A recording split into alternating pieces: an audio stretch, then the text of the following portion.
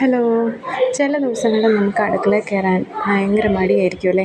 അപ്പോൾ അങ്ങനെ ഒരു ദിവസത്തെ ഒരു റെസിപ്പിയാണ് കേട്ടോ ഞാനിന്ന് കാണിക്കുന്നത്. ഇതൊരു മോരുകറിയാണ്. ഒരു തട്ടിക്കൂട്ട് മോരുകറിയാണെങ്കിലും നല്ല രുചിയുള്ളൊരു മോരുകറിയാണ് കേട്ടോ. എൻ്റെ വീട്ടിൽ കുഞ്ഞുനാൾ തൊട്ടേ ഉണ്ടാക്കുന്ന ഒരു കറിയാണ്. അപ്പോൾ ഇതിനകത്ത് ഇൻഗ്രീഡിയൻസ് എന്ന് പറയുന്നത് ഒരു ചെറിയ സവാള ഞാൻ അരിഞ്ഞു വെച്ചിട്ടുണ്ട്. അതുപോലെ കറിവേപ്പിലയും കൂടെ ഉണ്ട്.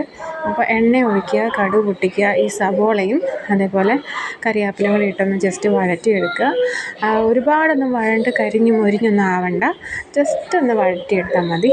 അത് കഴിഞ്ഞിട്ട് ഈ ഒരു സവോളയും കരിവേപ്പിലയൊക്കെ ഒന്ന് സൈഡിലേക്ക് മാറ്റിയിട്ട് ആ നടുക്ക് എണ്ണ തെളിയുമല്ലോ, അതിലേക്ക് ഇച്ചിരി ഉലുവ ഇട്ട് കൊടുക്കുക. ആ ഉലുവ ഒന്ന് മൂത്ത് വരുന്നവരെ അവിടെ കിടക്കട്ടെ.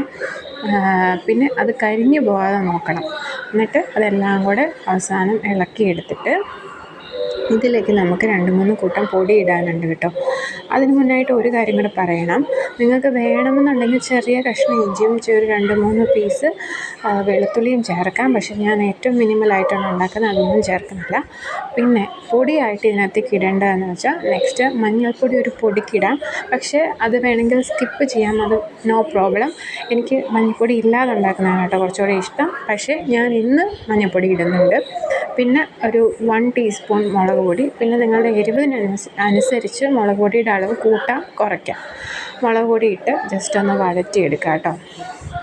ആ ഒരു പച്ച കുത്തലൊക്കെ മാറുന്നിടം വരെ ജസ്റ്റ് ഒന്ന് വഴറ്റുക. പിന്നെ കരിഞ്ഞു പോകാൻ നോക്കണം.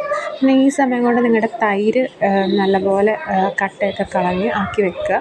അതിന് ശേഷം ഈ ഒരു മസാലയിലേക്ക് ആ തൈര് ഒഴിച്ച് കൊടുക്കുക കേട്ടോ. എന്നിട്ട് നന്നായിട്ട് ഇളക്കിയെടുക്കുക.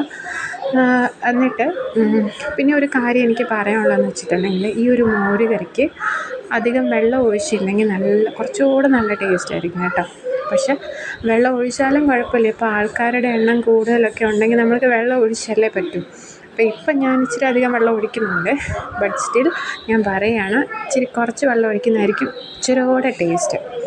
അപ്പോൾ അത് വെള്ളം ഒഴിച്ച് നന്നായിട്ട് അത്യാവശ്യം തീയിൽ അതൊന്നിട്ട് തിളപ്പിക്കണ്ട, തിളപ്പിച്ചാലെല്ലാം പോവും. ജസ്റ്റ് ഒരു ചെറിയ ചൂടിലൊന്ന് ഇളക്കി ഒരു പത പോലെ വരുന്നിടം വരെ അതൊന്ന് ആക്കിയെടുക്കുക കേട്ടോ. അതിന് ശേഷം ആവശ്യത്തിന് ഉപ്പും കൂടെ ഇട്ട് കൊടുക്കണേ. ഇത്രയും കൂടെ കഴിഞ്ഞിട്ടുണ്ടെങ്കിൽ നമ്മുടെ മോര് കറി റെഡിയാണ് കേട്ടോ. ഈസി ആയിട്ട് ഉണ്ടാക്കാൻ പറ്റുന്നൊരു മോര് കറിയാണ്, നല്ല ടേസ്റ്റാണ് കേട്ടോ. എനിക്കത് ഗ്യാരണ്ടി പറയാൻ പറ്റും. നല്ല ഒന്നാം തരം മോര് കറിയാണ്. എളുപ്പത്തിന് നമുക്ക് ഉണ്ടാക്കിയെടുക്കാം.